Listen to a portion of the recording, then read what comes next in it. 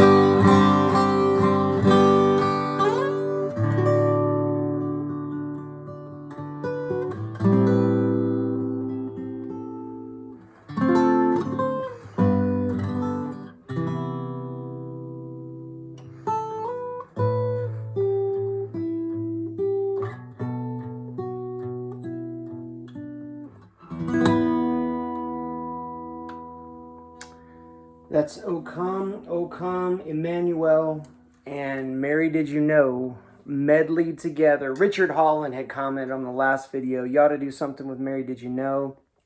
And I was looking back through some of my old Christmas charts and things that I made, and this O Come, Emmanuel was one that I did a little bit of reharmonization on, which is what we're going to talk about today. And I got it from this book. This is a really good book. If you're looking for a good Christmas book, this is called The Real Christmas Book. It's by Hal Leonard, C Instruments. You can get it at our store, and it's out there available all over the place. And there's some really cool arrangements in here. And also there's just some cool, there's all the standard, Christmas stuff that you would expect to find. But then there's also some cool deep cuts in here, like Someday at Christmas is a really great old Stevie Wonder song that If you know this song, I would love to do one on that, just because, gosh, there's just some beautiful lyrics there. But it's also a very, it's a neat chord progression. And then there's, all the, everything from like Silent Night to, Santa Baby to, Mecca Lecca Macabapa is the way. I don't know what that word is, but anyway, but you know what I'm talking about. There's a bunch of Christmas stuff in there. Hard Candy Christmas, but I wanted to look at this O Come, Emmanuel, because first of all, it's a really beautiful melody.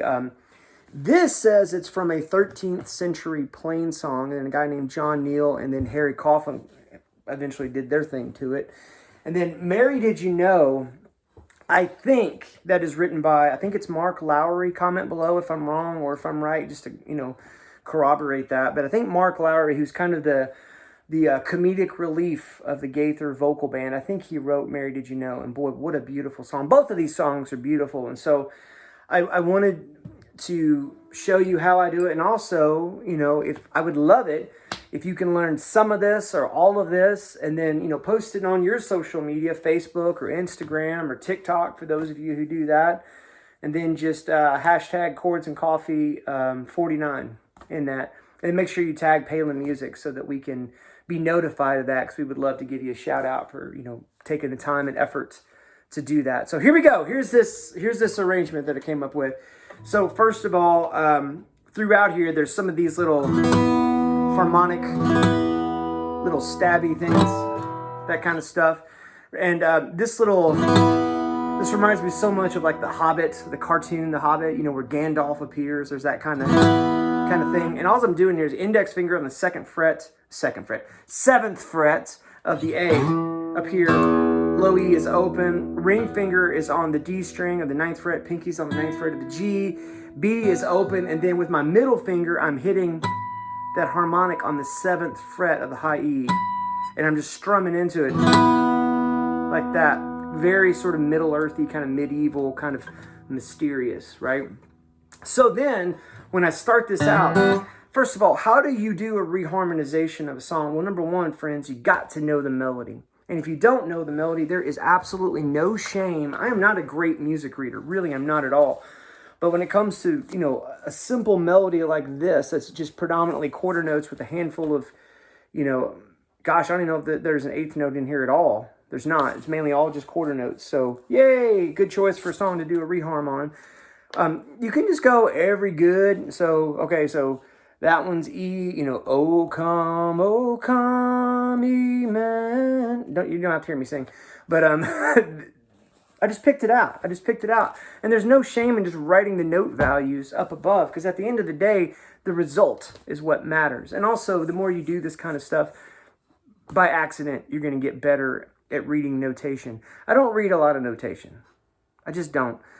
Chord charts all day long. Give me any chord chart. I'm pretty confident in being able to interpret the hieroglyphics of chords. Doesn't mean I can just play it on the spot, but that does mean I can look at that and go, okay, I know what that chord means. Comment below if you would like to just do a whole Chords and Coffee on reading chord charts. Probably I wouldn't guess a whole lot of enthusiasm for that, but maybe. Comment below if you want to do that. I'd be happy to do that. Otherwise, we'll just keep trucking.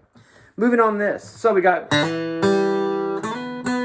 So there's a little bit of a bluegrassy kind of element to this, where we've got... I'm hammering on the D string at the 2nd fret. Oh, come. So that's a hammer on the 2nd fret of the D, on that E note, and then an open G, up to the B.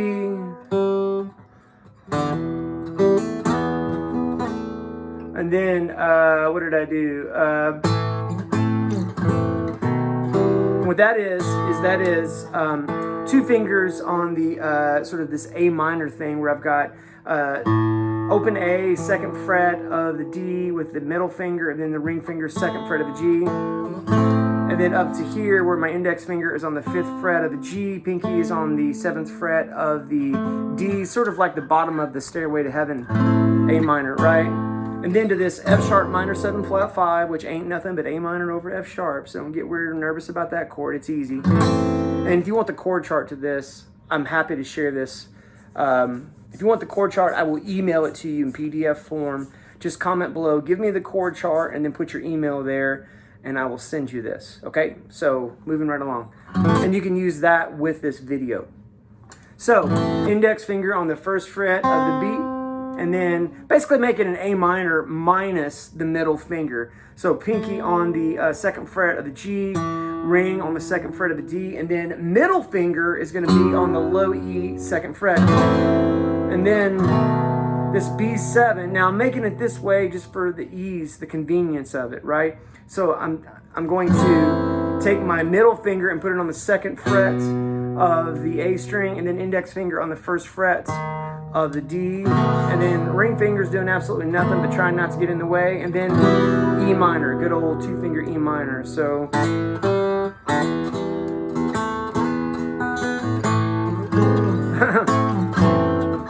me do that again.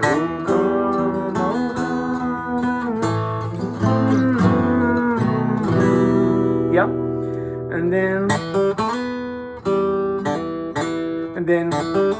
And then that next melody, there's like a little pickup, and that is hammer on the D string second fret, and then open G, and then sliding up to the B note, and then open G, and then second fret of the D again, and then the A minor, and then this B minor 7, which is like a D over B, which is basically what that chord is.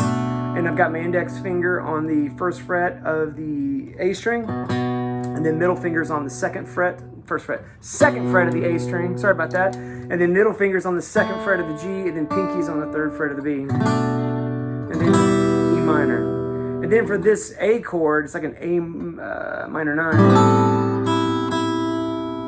What I'm doing here is I've got my 2 fingers on the 5th fret of the D string, and that is my middle finger on the 5th fret of the D, ring finger on the 5th fret of the G, and then pinky is on the 5th fret of the high E, and that B is open, and then open E, and I think I might hit that little 3rd fret of the high E, and then G, and then D, and this D is a D sus4. Think of it as a C chord slid up a whole step. That's all it is. I recommend on these sections, if you feel like chords are flying by you, just pause it, watch it live, and then come back and then just pause it so that you can take time to make these chords. Index finger on the 3rd fret of the B, open G, middle finger on the 4th fret of the D, pinky on the 5th fret of the A, and then ring on the 5th fret of the low E. And then this, think of this as like a D, but it's slid up here to make this E. And then I've got my middle and pinky, believe it or not. And then this is happening simultaneously as I'm plucking this low E. And so this is these thirds that we've been talking about through a lot of the different Chords and Coffee's videos, where I'm going from 4 and 5 here with the ring and pinky to middle and pinky, sorry. And then middle stays where it's at. And then index comes down here on the 3rd fret of the high E. And then 7 and 7 on the G and the high E. And then 5 and 5, that's like this A minor now with the A in the bass. And then 8 and 9, skipping the B. And then on this chord, this is 7 and 7 on the G and the high E with the D in the bass. And then the 7th fret drops down to the 5th fret with the index finger, and then G. And I might have done a G sus4, that kind of thing. I know, it's a lot, stay with me. And then my pinky goes all the way up here to the D note on the 10th fret, and then to this A minor 9. Okay, so rejoice, and then just hit that 7th fret there, and then A minor 9. So 5th fret is being covered up on the D, the G, the B, and the high E by the index finger, and then pinky is on the 7th fret of the high E. And then this D, and this is the first real, to me, like, whoa, I didn't expect that chord, but I love this sound.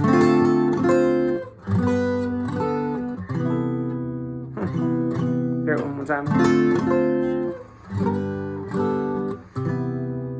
so pretty. So D minor 7, good old D minor 7, index finger across the 5th fret, and then middle finger on the 5th fret from A to high E, middle finger on the 6th fret of the B, ring finger on the 7th fret of the D, and then everything else is open.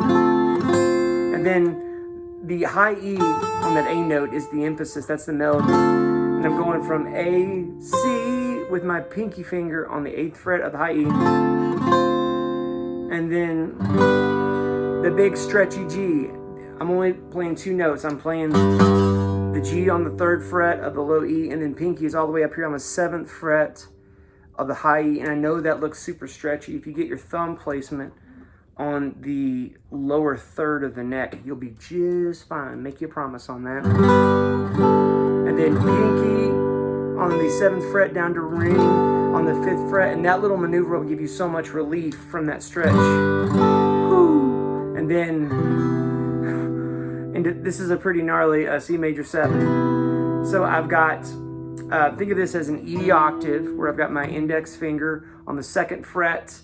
The D pinky is on the 5th fret of the high E, and then middle finger is on the 3rd fret of the C, and then ring finger is on the 5th fret, of 3rd fret of the A string, playing a C note, sorry, and then ring finger is on the 4th fret of the G, playing that B note. What's cool about that chord too is you can actually lay this finger down and get that F sharp in there if you want, or you can lay this pinky down and get that A up there, but I just like this. And then this part,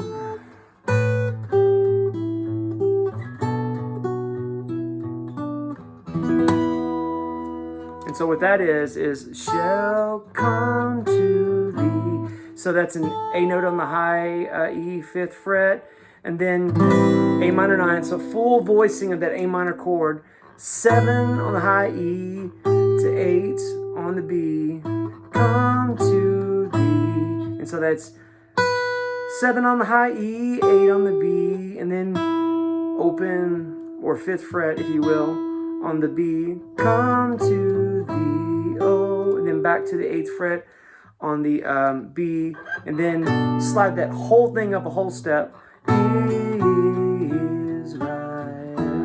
and that is 10, 10, 7, got it with the bar,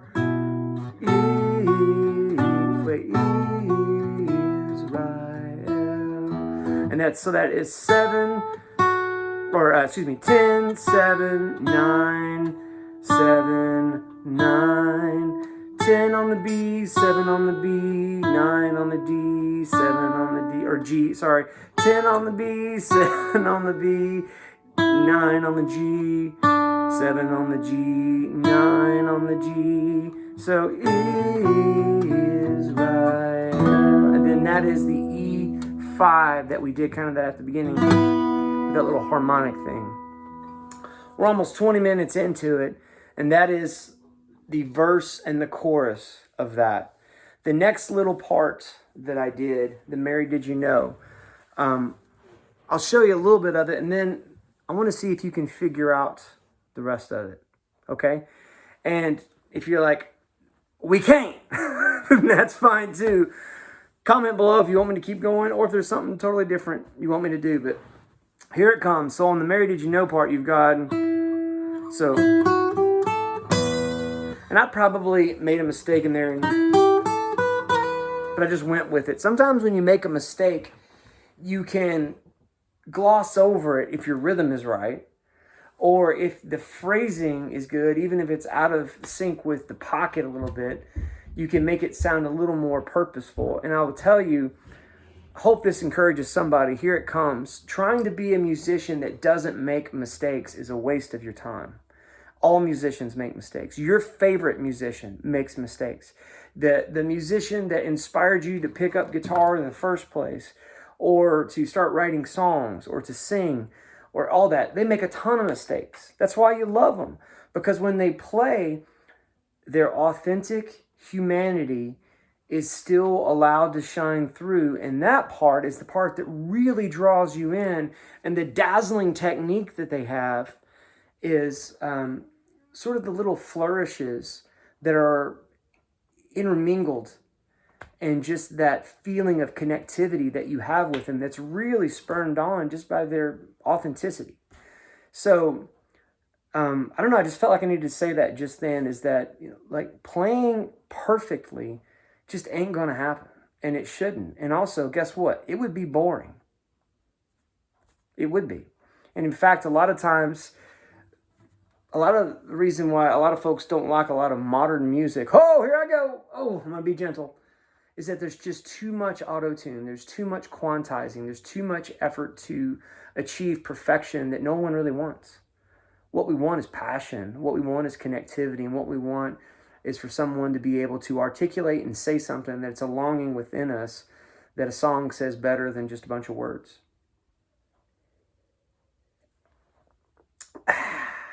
I'm done preaching. Okay, so back to this. So you've got, and that's straight up at E minor scale. So on the 6th fret, or the, man, I can't count today, on the 9th fret of the G string. So that 9th fret of the G, 7th fret of the B, 8, still B, 10, still B, and then 7th fret of the high E.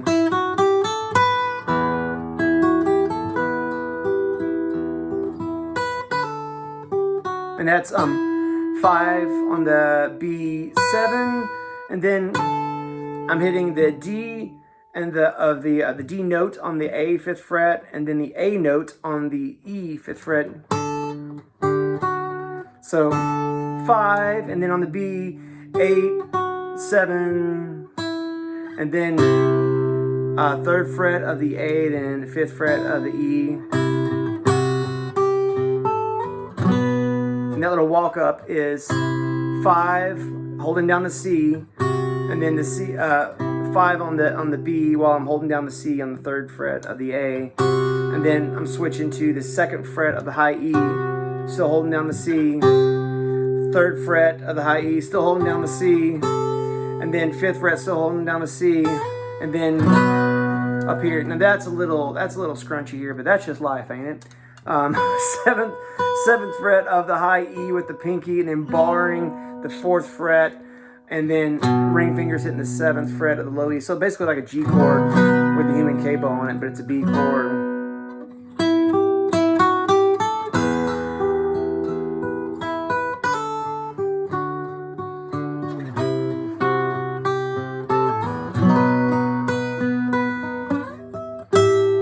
And then this is 12th fret, G and high E.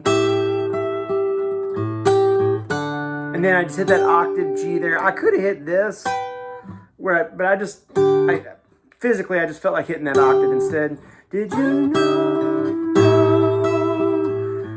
Octave on the G, so 15 on the high E, and then 12 on the G note, nothing on the B. And then 14 and 14 on the G and the B, or the G and the high E. So again, these thirds, baby boy. So 12 and 12, or 14 and 14, 12 and 12, and then 10 and 11, and then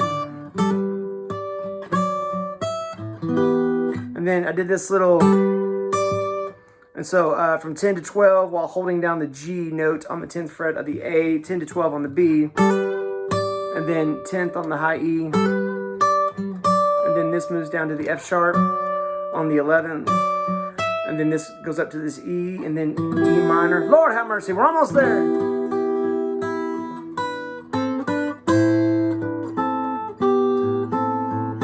And again, these are all thirds, so 5 and 5, 7 and 7, and then 8 and 9, all on the B, or excuse me, on the G string and the high E string. And then 3 and 4, and then 5 and 5 and 7 and 7, and then back to that big B chord that's got 4th fret capo, human capo, pinky on the 7th fret of the high E, ring finger on the 7th fret of the low E, and then up here to the C because it's sort of Middle Eastern. So da da da da da is the melody. 7 8 7 5 7 all in the high E. And then I went back into O Come Emmanuel, and basically played it generally the same as I did the first time. So I really like the idea of juxtaposing those two songs, O Come, Emmanuel. Emmanuel, I believe, is Hebrew, or is it Greek? Someone tell me, for God with us. And then Mary, did you know, where, it's about, Mary, do you know what this baby is going to do? So I just thought that'd be a cool little medley. Comment below if you like this sort of thing. This was a lot. This was a lot. And I'm sorry if you're like, dude, way too much. But if you want the chord chart via PDF, put your email below. I'm happy to get it to you. If there's some other Christmas song that isn't quite as big a buy, or maybe you're sitting out there going, I need more, challenge me. Let me know what you're thinking. I'll do my best to accommodate. You all are the most encouraging group of guitar players I know, and I thank you for it. Hope you're having a wonderful Christmas season. We'll see you next week on Chords and Coffee.